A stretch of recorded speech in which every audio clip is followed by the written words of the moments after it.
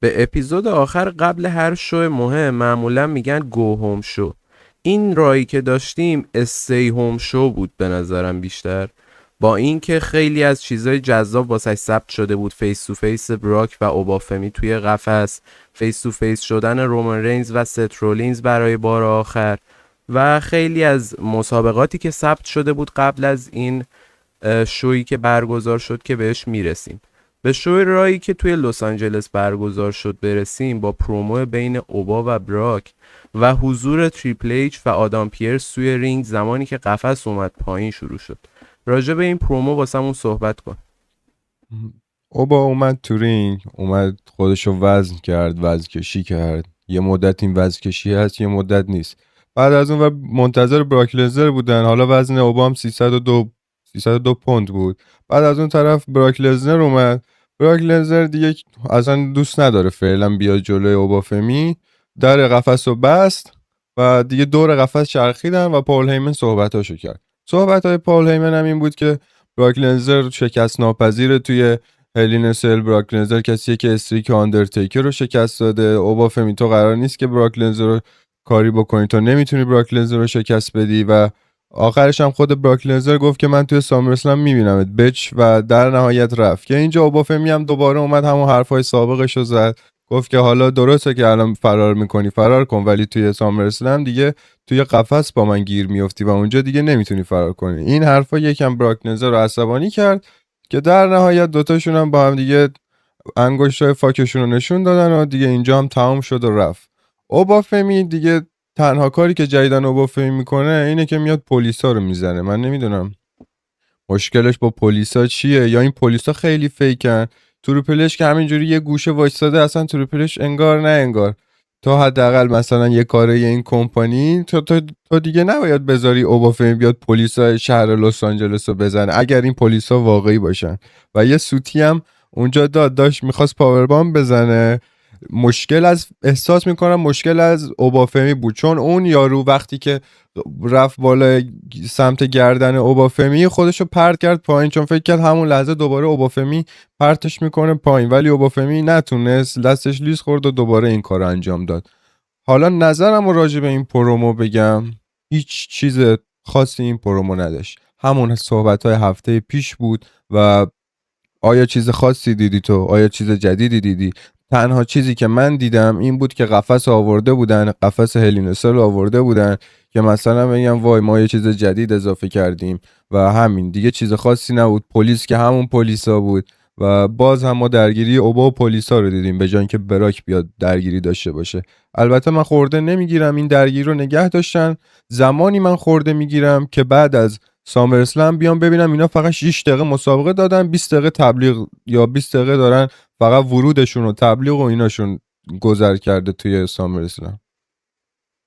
من احساس میکنم از بعد رسلمنیا که مسابقات خوبی رو به ما ندادن و باعث شدن ما حواسمون به تایمینگ یک سری چیزا باشه، اینجور چیزا خیلی داره به چشممون میاد. یعنی تایم ورود کشتیگیرا، تایمی که با هم مسابقه میدن و مفید بودن درگیری ها، کاریه که از بعد رسلمنیا خودشون با خودشون کردن و طرفداران معمولا اونقدر به چششون نمیومد. حالا آره اسکواش مچ ها درسته.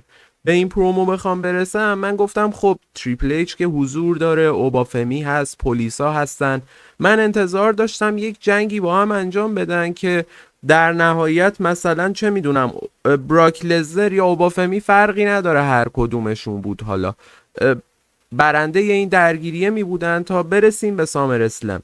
چیزایی که توی این درگیری به نظرم باید می بود و نبود، نقش تریپل ایچ رو من اصلا نفهمیدم. حداقل صحبت می کردی، تو درگیری حضور نداشتی اوکی، ولی انتظار داشتم حداقل صحبتش رو انجام میداد. این نکته اول. نکته دوم، وقتی براک لزنر در رو بست، من هر لحظه منتظر بودم یکی از این دو نفر اون در رو بشکنن و با هم شروع کنن درگیری کردن. وقتی براک لزنر رفت سمت میز گزارشگرا، من دیگه مطمئن بودم اوبافمی قرار قفس رو بشکنه بیاد بیرون، براک رو روی میز خورد کنه. هیچ اتفاقی نیفتاد. اوبا مثل یک چی بگم شیره تو قفس هم نبود، مثل یه سگ تو قفس واسه براک لزنر بود و در نهایت من انتظار داشتم مثلا براکی که هر هفته اوبا داره بهش میگه تو فرار میکنی و این حرفا، حداقل اوبا می اومد یک حمله ای به سمتش میکرد و براک لزنر فرار میکرد. راجع به صحبت هایی هم که انجام شد توی این پرومو من هیچ حرفی ندارم، چون چیز خاصی رو به این مسابقه اضافه نکردن و در نهایت بخوام بهت بگم این پرومو باید مثلا 2 هفته پیش می بود که ثبت شد این مسابقه قرار هلینسل باشه، یعنی هفته بعدش باید قفس رو می آوردن که مردم بیشتر هایپ می شدن. و اینکه هیچ کس دیگه ای به جز این 2 نفر هیچ نقشی نداشت برای من خیلی آزاردهنده بود. انتظار داشتم براک لزنر بیشتر حرف بزنه، پاول هیمن حرفاش خیلی تکراری شده بود. اگر حرف دیگه ای نداری برسیم به بخش بعدیشو. نه، بریم سراغ تک تیم ویژن و آلفا آکادمی که ویژن دوباره تونست یک مسابقه دیگر هم ببره. مسابقه سختی هم نبود واسهشون، فقط چند جا اونا یه اعلام حضوری کردن، اوتیس اومد 2 کلوز زاین و 2 پرشی زد روشون که چیز دیگه ای نبود. باز هم مکسیم بود که اومد حواسش رو پرت کرد و مسابقه رو باختن اوتیس و توزاوا. ببین الان من دقت میکنم اصلا قبل از اینکه مسابقه جذابی بوده تقریبا، من مسابقه رو دوست داشتم با اینکه مثلا اونقدر شیمی جذابی با هم نداشتن، ولی احساس میکنم اوتیس و تازاوا دارن تلاششون رو میکنن که بتونن کشتیگیرای خوبی توی رینگ باشن، یعنی از انتظارهای من بهتر بودن تقریبا توی این مسابقه. آره، 1-2 دقیقه خوب تلاششون رو کردن، ولی در کل ویژن سوار این مسابقه بود. و اینکه من کلا توجه میکردم هم قبل از شروع مسابقه که پرومو اجرا میکردن هم بعد از اینکه داشتن میرفتن، برام بریکر یه گوشه وایستاده، انگار خودش هم اصلا راضی نیست از این اتفاق، که چون این اتفاقاتی داره میفته. و الان واسه سامر اسلم هم مسابقهشون ثبت نشد با اون ضربه صندلی که آستین تئوری زد. قطعا این مسابقه خیلی احتمالش کم ثبت بشه و یعنی اصلا علت این ضربه به نظر من دقیقا همین بود، چون کمپانی نمیخواست این مسابقه رو ثبت کنه برای سامر اسلم و این رو یک بهانه‌ای کرد برای مصونیت اوتیس که بیان نشون بدن مثلا اوتیس مصدوم شده و نمیتونه حضور داشته باشه تو سامر اسلم، که خاک بر سرتون. الان ما سوپر تالنت و بهترین کشتیگیر آیندهمون رو نداریم توی سامر اسلم. اینا میگن مثلا لقبش بهترین کشتیگیر آینده و سوپر تالنت و اینا، ولی چه فایده وقتی که تو نمیذاریش آقا توی سامر اسلم، نمیذاریش خیلی های دیگر رو میذاری، حالا بعد بهش میپردازم، تا کیا رو میذاری ولی تو برام بریکر رو نمیذاری، سوروکا رو نمیذاری. آدم خب دردش میگیره، اذیت میشه. خود برام بریکر قطعا خوشحال نیست از این موضوع. احساس میکنم اینا منتظر یا برانسون ریدن یا یه اتفاق خیلی بزرگتر واسه این گروه دیگه. نمیدونم چیکار دارن میکنن. آخرین گزینه‌ای که من برای این گروه دارم در نهایت نابود کردن همشون توسط بران بریکر و رفتنش از این گروهه، که بیاد بگه آقا من تو این گروه نمیدونم دارم چه کار میکنم، برنامه‌ای برای من وجود نداره، من قرار بود یک پال هیمنگایی باشم ولی پال هیمن الان سرش درگیر چیزای دیگه است، چرا منو مثلا آوردید به عنوان سایت کاراکتر توی درگیری آستین تیوری و آلفا آکادمی و در کنار مکسین دوپری قرار دادید؟ اگر حرف دیگه ای راجع به این مسابقه هم نداری، ضربه ای که به سر اوتیس هم زد باعث شد که اوتیس رو چند هفته ای فکر میکنم نداشته باشیم تا برگرده و دوباره همین فیود رو ادامه بده، یعنی فیود دیگه ای هم من باز واسش مد نظرم نیست. پرومو الینایتو داشتیم تو بک استیج که اومد گفت من هر حرفی میزنم درست سر میاد و اینا، چیز خاصی رو اضافه نکرد. اگه حرفی نداری برو توی مسابقه بعدی. نه چیز خاصی اینجا نبود. بعد دیگه چند تا ویدیو پکیج دیدیم، از چت گیبل دیدیم، از یو اسکای دیدیم، از پنتا دیدیم و اینا، که اصلا نیازی به صحبت راجع بهشون نیست. اینا رو تو شوها نمیارید، چه فایده داره که من بیام از یه ویدیو پکیج ازشون ببینم وقتی که شو 2.5 ساعته مسابقه. نظر تو قبلش میخوام راجع به اون پرومویی که ایتن پیج توی تبلیغات انجام داد و یک جورایی من احساس میکنم مسیر ایتن پیج و روزف رو جدا کردن تقریبا، چون با هم ندیدیمشون توی این شو. نظر چی بود که امشب هم اومد ری میستریو رو برد راجبش صحبت میکنیم، اومد اینجا گفت که من ری میستریو رو تو خونش یه کاری میکنم که دیگه نتونه کشتی بگیره. و اگه حرفی داری راجع به این موضوعی که از هم جدا شدن بگو که بعدش برسیم به مسابقه. صحبت‌های خوبی رو کردن، ولی من وقتی که به کشتیگیرای درجه 2 این شو رو نگاه میکنم میبینم ترافیک خیلی زیاده. همین امروز ما ایتن پیج و ری میستریو رو داشتیم، قبلش جیوان امنز و روزف رو داشتیم. من دوست دارم که با روزف ادامه بدن و حتی برن سر کمربندهای تک تیم مسابقه بدن. ببین دیویژن تک تیم هم واسه مردان هم واسه زنان توی شوئرا هیچ کسی رو نداره.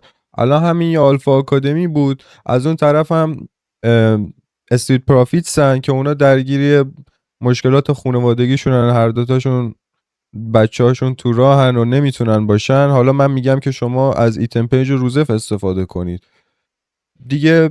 راجع به مسابقهش هم بگم، مسابقهش هم تونست ببره، یه گام رو به جلوه، چون که دفعه پیش ری میستریو بود که تونسته بود این مسابقه رو ببره و خیلی خوبه برای ایتن پیج. من خیلی هم شخصیتش رو دوست دارم، با اینکه خیلی شخصیت نچسب تریه نسبت به هیلای دیگه که ما الان داریم، ولی باز هم عملکردش بد نیست، میتونه بهتر بشه، عملکرد تورینگش هنوز جا داره بهتر بشه.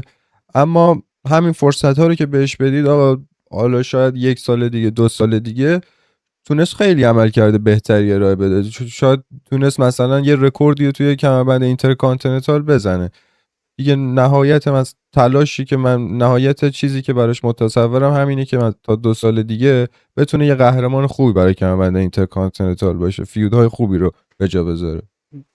من نوع بوکینگی که براش انتخاب کردن رو هم دوست دارم، اینکه هر هفته براش یک چیز جدیدی دارن که استفاده کنه توی مسابقاتش که بتونه اون فرصت طلبیش رو بیشتر نشون بده. یک تمایزیه که نسبت به بقیه هیلا واسه من داره و این هفته دیدی موقعی که ری میستریو میخواست فینیشرش رو انجام بده، اون پارچه گوشه پایین رینگ رو برداشت و آورد بالا و همین باعث شد که ری میستریو بعدش حواسش پرت بشه و فینیشر دریافت کنه و مسابقهش رو ببازه. اینا واسه من چیزاییه که متوجه میشم کمپانی داره به این کشتیگیر اهمیت میده و حداقل واسه آیندهش من رو امیدوار میکنه. اگر حرفی نداری راجع به این مسابقه روزف و جیوان اونز رو هم ببندیم که به نظر من یکی از مسابقه‌های خوب شب بود. جیوان اونز یکی از کشتیگیرای مورد علاقه منه و هر هفته منو راضی میکنه. آره مسابقه تقریبا خوبی بود، ولی چیز مخصوصا پایانش که اومد استانر رو اونجوری انجام داد و بعدش هم اوجیکاتر رو مثل هر هفته فوق‌العاده انجام داد و برنده شد. جیوان نمز واقعا کشتیگیر خیلی خوبیه، ولی دلیل این مسابقه رو من نمیفهمم. یه هفته شما گانتلت مچی، الان تو اومدی انتقام اون گانتلت مچ رو گرفتی، هیچ ایده ای پشت این مسابقه نیست، فقط همینجوری یه مسابقه گذاشتن واسه شون، چون تو سامر اسلام هم نیستن این دو کشتیگیر که بگن تصفیه حساب جیوان منز با خاطر اون باختی که توی گانتلت مچ به روزف داد، وگرنه نه استوری خاصی داشت این مسابقه. هر هفته اینا هر کدومشون یه کار متفاوت میکردن که الان رسیدن به اینجا. هم ایتن پیج با ری میستریو هیچ داستانی پشتش نبود، یعنی صرفا یک مسابقه بودن اینا، هم اون مسابقه و همین مسابقه صرفا مسابقه بودن و ما فقط باید از این مسابقه خود مسابقه رو میدیم که آیا خوبه یا نه. این مسابقه روزف و جیوان اونز مسابقه بهتری بود به نسبت بقیه مسابقاتی که انجام شد.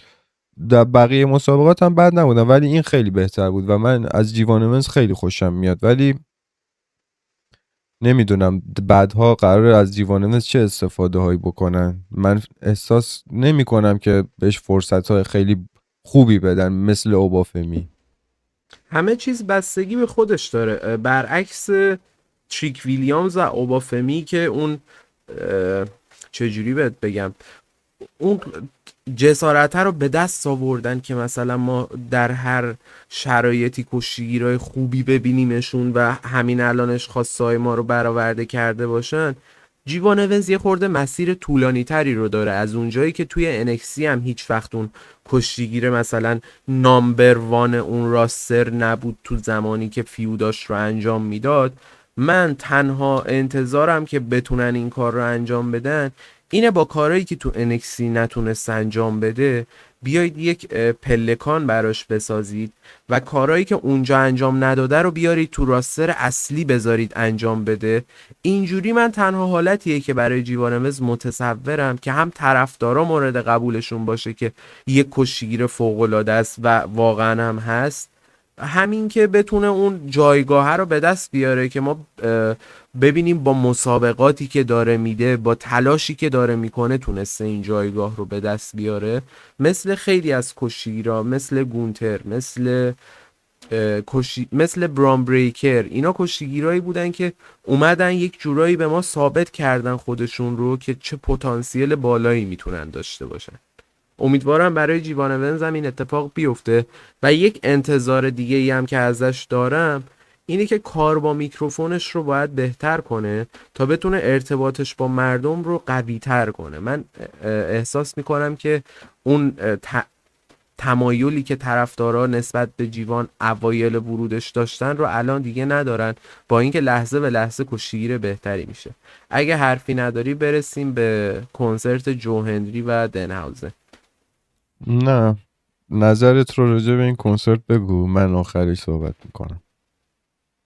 ببین، قبل از این کنسرت ما دیدیم که ویژن اومد یک توی تبلیغات صحبتی رو انجام داد توی سالن و اعلام بهشون شد که اوتیس حضور نداره به دلیل مصونیت و رفته خونه. اومدن مسخرش کردن، گفتن باید سابسکریپشن نتفلیکس رو بگیری تا بتونی ما رو دیگه از این به بعد نگاه کنی و این حرفا، که اونجا دیگه مطمئن شدم اوتیس قرار نیست تو سامر اسلم حضور داشته باشه مگه اینکه بخوان یک اتفاق یکویی رو به وجود بیارن. بعد از اینکه این پرومو تموم شد تقریبا میشه گفت دقیقاً مثلا 5 ثانیه مونده بود که تایم تبلیغات تموم بشه، ما دیدیم که از رو آسمون جو هنری و دنهاوزن توی رینگ هستن بدون هیچ خبری. یعنی از اونجایی که البته جو هنری و لوگن پال یک درگیری هایی با هم داشتن، اون قیافه لوگن پال برای من جالب بود که بعد اینکه پروموش تموم شد شروع کرد رینگو نگاه کردن که انگار یه اتفاقی افتاده. اونجا بود که متوجه شدیم دنهاوزن اینا اومدن و یک موزیکی رو اجرا کردن، ترکیبی از آهنگ خود جو هنری و نفرین دنهاوزن بود که حین این آهنگی که داشتن میخوندن که جذابیتش لحظه به لحظه هم داشت بالاتر میرفت با اومدن رقصنده ها و مینی هاوزنایی که بودن، یهو دیدیم از بین تماشاچی‌ها رایان گارسیا که یکی از بوکسورهای خوب MMA هست وارد شد و بین اون رقصنده ها بود. جلوتر که وارد رینگ شد دیدیم که با گیتار به پشت سر جو هنری ضربه زد و جاجمنت دی ریختن سرشون مثل سگ کتکشون زدن. این پرومویی بود که اتفاق افتاد. نظرم رو هم بخوام بهت بگم اینه که من علت این که جو هنری رو الان در کنار دنهاوزن داریم نمیدونم، علت حضور رایان گارسیا رو در این پرومو نمیدونم و علت نبود نیکس رو هم توی این شو نمیدونم. حداقل یکیشون رو باید اینجا میتونستید استفاده کنید که ما بدونیم توی سامر اسلم هم قرار این نیکس در برابر جاجمنت دی رو ببینیم، ولی انگار کلا نیکس رو توی همون مدیسون اسکوئر گاردن خاکش کردن و گذاشتن که بمونن همونجا. نظر تو چیه؟ تو حالا درسته دنهاوزن رو دوست داری، فنشی، ولی جدا از این دنهاوزن جاش اینجا نیست. دنهاوزن جاش نهایت ساتردی نایت مین ایونت هاست که ما الان هم قبل سامر داشتیم هم بعد سامر اسلم داشتیم. سامر اسلم جای این مسخره بازی ها نیست. همون بکستیج سامر اسلم خوبه واسش، ولی نه اینکه دیگه تو بیای شوها رو به گند بکشی. شو را هفته پیش دیدیم چه فاجعه‌ای بود با این دنهاوزن ها. یه بار شو رو سپردن دست اینا، فرا فاجعه شد. حالا این هفته هم خیلی خوب نبود، ولی بازم آشغالشون رو اینا تحویل مردم دادن، دنهاوزن و اینا.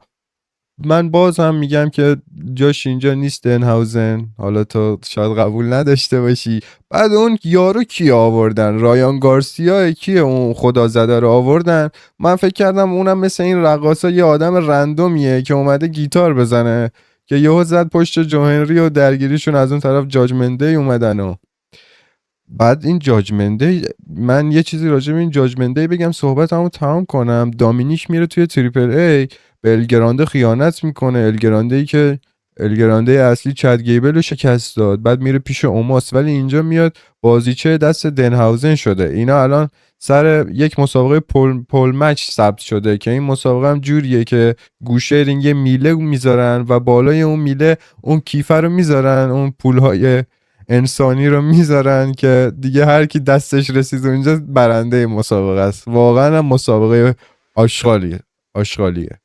چی از این جذابتر به نظر من؟ ببین خب دو تا بحث دیگه. تو وقتی توی اون شو هستی به نظر من یه جایی نیاز داری که از حالت اون درگیری و تنشه برسی به یک سرگرمی و یک اینترتینمنتی که خوب باشه. حالا راجبش باز جلوتر صحبت میکنیم تو ویدیوهای دیگه. برسیم به پرومو 3 در مقابل 3 که بخش مورد علاقه من توی این شب بود. و اول برادران اوسوس وارد شدن با تمی که دیگه واسه خودشون ساختن و اشغال برنامه. دوبار تمشون رو ریپیت کردن و اومدن شروع کردن تهدید که سولو وارد شد. سولو اومد باز اونا رو خراب کرد.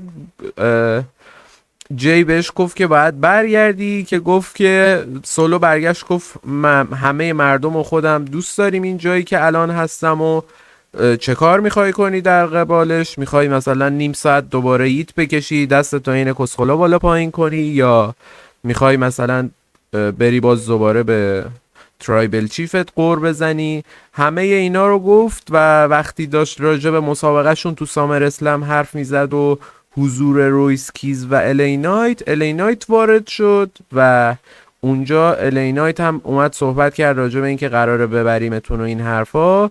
و وقتی داشت میرفت گفت یا میتونیم همین الان با هم درگیر شیم، که همه همزمان لباسا رو کندن وارد رینگ شدن، دو تیم درگیر شدن با هم.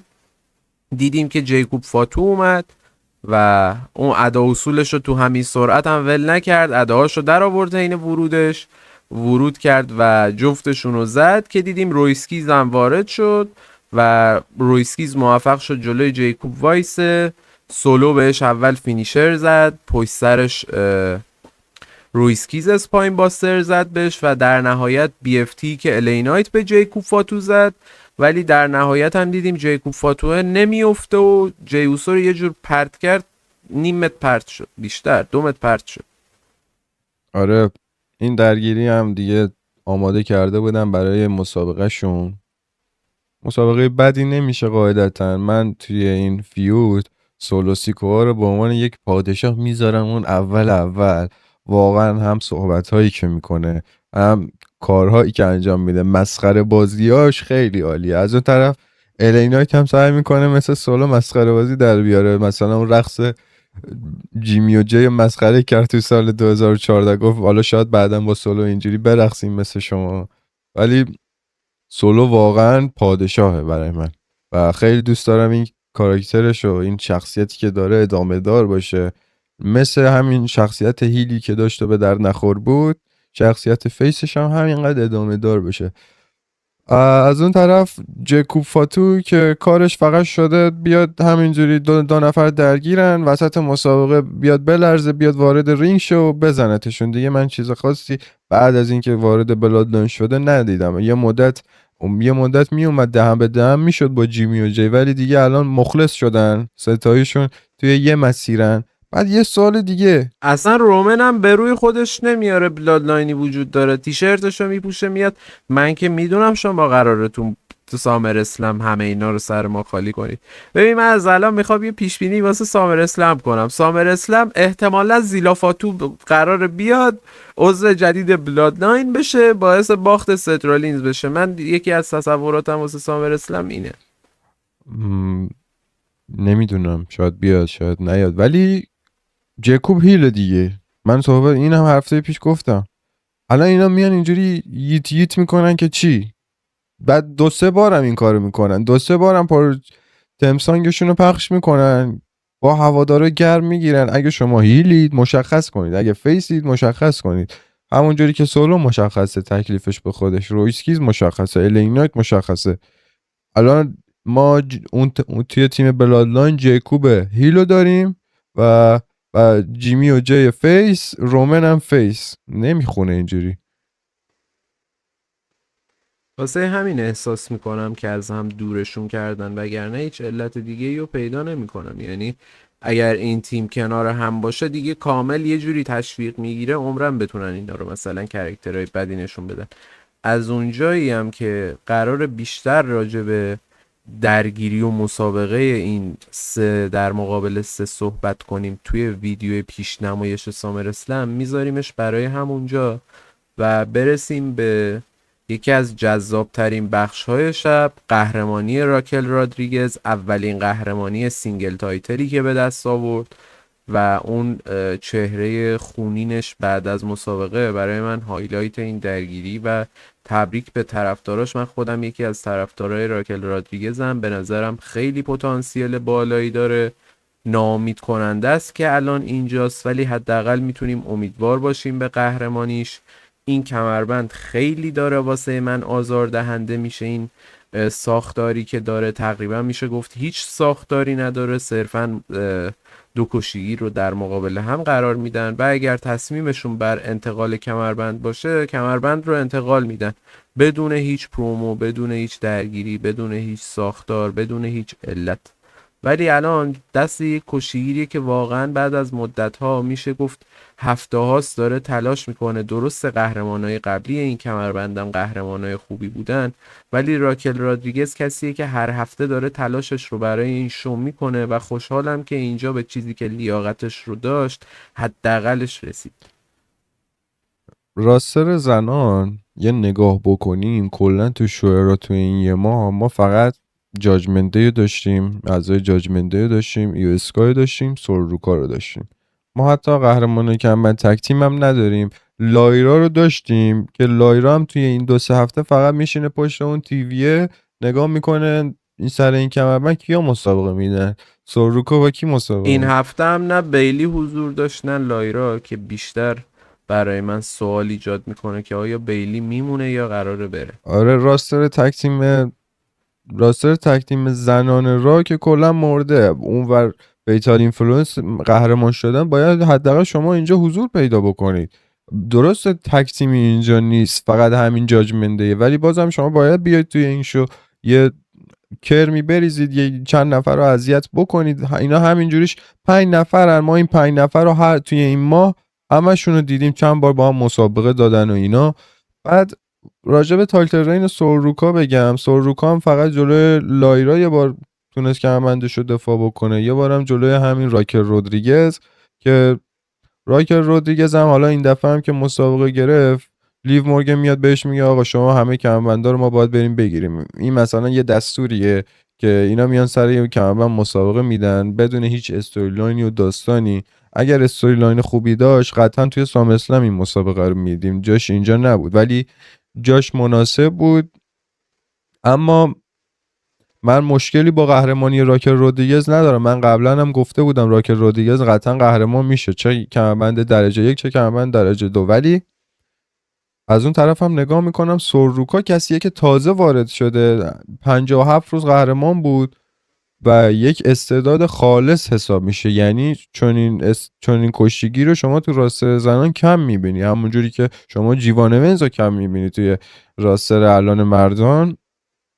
وقتی که قهرمان بود به نظر من میتونستید شما بیشتر بهش فرصت بدید، بیشتر مسابقه واسش بذارید. حالا با همین 5 تا کشتیگیری که هست، هر هفته یک اوپن چالنجی به عنوان یک فیس نمیتونست مثل کارملو هیچ بیاد یک اوپن چالنج بذاره از کمربندش دفاع بکنه، هم ما این مسابقه خوب ببینیم تو شوها مثل امشب و هم چیز دیگه ای. در هر صورت بازم راکل برد، حقش بود، هیچ مشکلی ندارم. فقط بازم میگم سوروکا میتونست بیشتر قهرمان بمونه. اگر قرار بود بیشتر قهرمان بمونه، به نظر من توی سامر اسلم میتونستن در برابر همین راکل رادریگز قرارش بدن و یا حتی نمیدونم اگه قرار بود اینجا کمربند رو ازش بگیرید، حداقل باید توی این 57 روز یه کاری برای این کشتیگیر آره میکردید. ببین من یه چیزی بگم، شما کمربند سوروکا از کی کمربند گرفت؟ بکی هم کشتیگیری کمی نیست. خب وقتی از بکی شما یه کمربند میگیری، من انتظار دارم شما یه حرکتی بزنی. تو از کشتیگیر کمی کمربند رو نگرفتی، پس باید یه کار مثبت و رو به جلوتری بکنی، یه لول باید بالاتر از بکی کار میکردی که با ایجلی توی فیود بود سر این کمربند. ما دقیقا قرمون هم همین بود دیگه که مسابقات اون کمربند خوب پیش نمیرفت. الان هم تقریبا میشه گفت مسابقات خوب پیش میره، ساختاره ضعیف شده. حالا بعدها راجع به این موضوع باز بیشتر صحبت میکنیم. اگر نظری نداری برسیم به پرومو ست و رومن رینز توی مین ایونت. نه صحبت خاصی ندارم، پروموشن رو شروع بکن. چیا گفتن؟ البته چیز خاصی هم نگفتن، چرت و پرت. ببین تایم زدم 17 دقیقه تا پایان شو مونده بود. موقعی که این دو کشتیگیر وارد شدن و میخواستن شروع به صحبت کنن تقریبا میشه گفت 7 دقیقه مونده بود تا پایان شو که 3 دقیقهش رو هم در نهایت با هم درگیر شدن. توی این 4 دقیقه چیا گذشت؟ ست رولینز اومد برگشت گفت که من افتخار میکنم به اینکه قرار آدم بده داستانم بین خودم و تو باشم و اینجوری من میتونم چیزایی که میخوام رو به دست بیارم.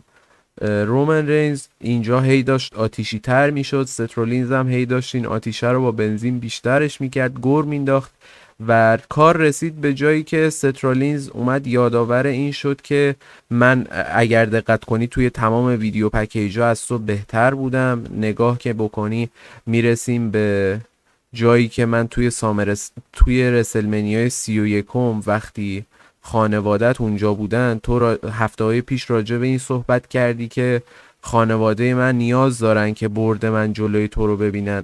باید یادآوری کنم که توی رسلمنیای 31 خانواده تو اونجا حضور داشتن و اشکاشون رو من بعد از اینکه کمربندت رو دزدیدم دیدم و الانم میخوام بهت بگم که توی سامر اسلم چیزی جز اشکای خانوادت قرار نیست اتفاق بیفته و من عاشق اینم که جلوی خانوادت بتونم تو رو شکست بدم.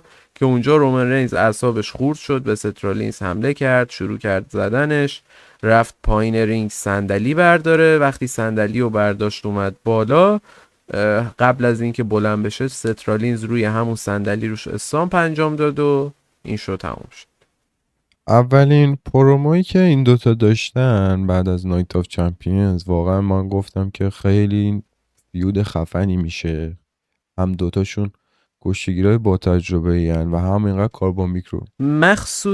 مخصوصا وقتی شما اوبافمی رو از کمربند منع کردید و وارد درگیریش با براک لزنر کردید. یعنی دیگه اینجا باید کاری میکردید که ما رو لبخند رضایت رو به لبای ما بیارید و دیگه ما راجع به این صحبت نکنیم که اوبافمی قرار بوده با رومن رینز مسابقه بده. تو تصور تو بذار رومن رینز در مقابل اوبافمی، سترالینز در برابر رومن رینز. الان که تو این اتفاقات رو دیدید کدوم برات جذاب تر بود؟ به نظر من همون گزینه اول خیلی بهتر میشد.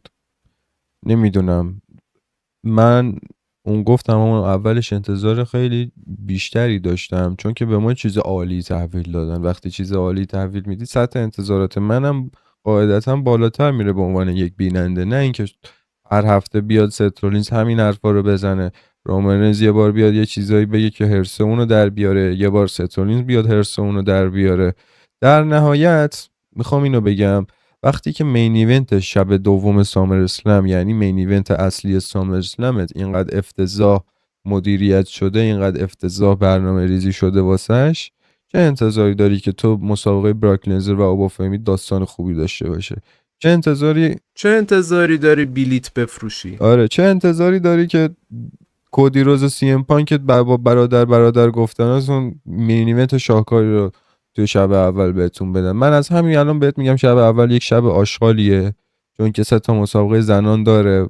بازم هر چقدر مسابقه زنان خوب باشه ملت میگن که ما هیچ مسابقه ای ندیدیم. تازه مسابقه اصلی زنان که لدر مچ 5 نفره است توی شب دوم برگزار میشه. بعد چه انتظاری من الان دارم؟ این همه قور میزنم دنهاوزن تو سامر اسلم چیکار میکنی وقتی که مین ایونتش اینه، وقتی که مین ایونت شب اولش اونجوریه؟ من چی بگم الان؟ این پرومو آیا منو مشتاق کرد واسه اینکه بیام ببینم مسابقهشونو برای شب دوم؟ من قطعا میبینم، ولی منو مشتاق که نکرد. من بیا بگم وای الان یه اتفاق خاصی توی اون مین ایونت میفته. شب دوم بودنش از همون اول برای ما مشخص بوده. حالا شاید یک اتفاق خیلی ویژه تری هم بیفته، چون که تصور این که رومن رینز همینجوری عادی کمربندو برده بالا شاید یکم دور از ذهن باشه توی شب دوم سامرسلم. ما همیشه توی سامرسلم و بازگشت هایی داریم، شاید به این مسابقه باشه، شاید هم به این مسابقه ربطی نداشته باشه. در کل این پرومو رو میبندم. هیچ چیزی برای من نداشت، هیچ چیزی برای هیچ کس نداشت، حتی برای تماشاچیای داخل سالن هیچ چیزی نداشت انتهاش. و اینکه امیدوارم حداقل مسابقاتی که توی سامرسلم دارن خوب باشه، وگرنه که دیگه خیلی افتضاح میشه. انتظار ندارم چیزی که توی رسلمنیا تحویل دادن دوباره توی سامرسلم تحویل بدن. حرف دیگه ای نیمونه. را تموم شد، یک اپیزود از اسمکدان مونده تا سامر اسلم. برمیگردیم. اگر حرفی نداری ویدیو رو ببندیم. نه خسته نباشی. روز خوبی داشته مرسی، باشی. خدا. خداحافظ.